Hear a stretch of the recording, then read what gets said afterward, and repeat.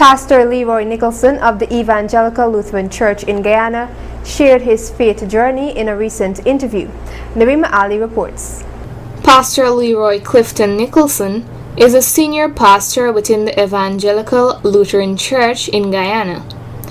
Currently, Pastor Nicholson is in his second 2-year term as the president of the Evangelical Lutheran Church in Guyana. Recently, Channel 8 News interviewed Pastor Nicholson, and he shared his faith journey as a pastor. Being the pastor that I am, it did not begin in 2018. It began way back. As a matter of fact, initially I was in Assemblies of God, baptized in Lighthouse Tabernacle Assemblies of God Church in Litchfield on the west coast of Berbice. But after traveling up the Berbice River, there my lovely, beautiful, always supporting wife, she really was the Lutheran. And after we got married in 1980, we don't see wisdom in her being a Lutheran with me being in assembly, and knowing that she had all the responsibility, she had all the signs of committedness, for me just having a relationship with God. And so I joined the Lutheran Church with no expectation becoming a pastor, but we know God always works exceedingly abundantly beyond what we may ever think.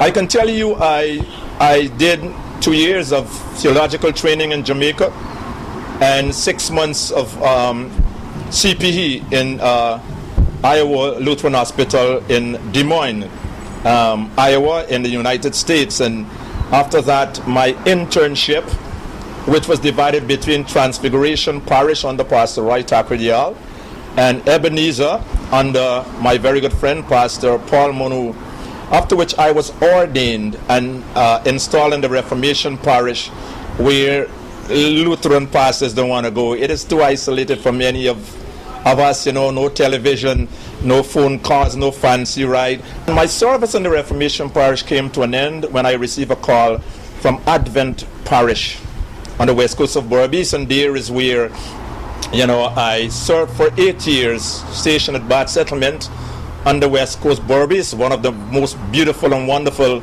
community. I chose to take some time to study the significance of Hinduism and the significance of Islam.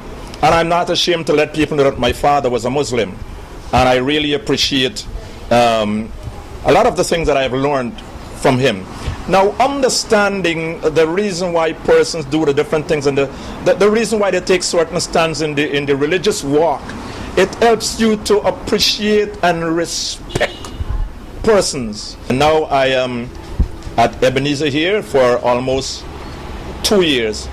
And I want to say how appreciated I am for the opportunity to be even in New Amsterdam now. It's a place where I spent some years as a young man growing up in St. Anne Street between the Bahadurs and the Carpen, attending government school under Mr. Spencer. Used to be living upstairs at that restaurant at the end of St. Anne Street there. The difference is, the tongue life and the country life. But the beautiful thing is that God is God wherever we are. And I want us to understand this. In my faith journey, I have come to understand that even when we speak to persons as pastors or even pandit or mages, one of the best ways that we can connect to persons is when we speak to that person as a fellow human beings.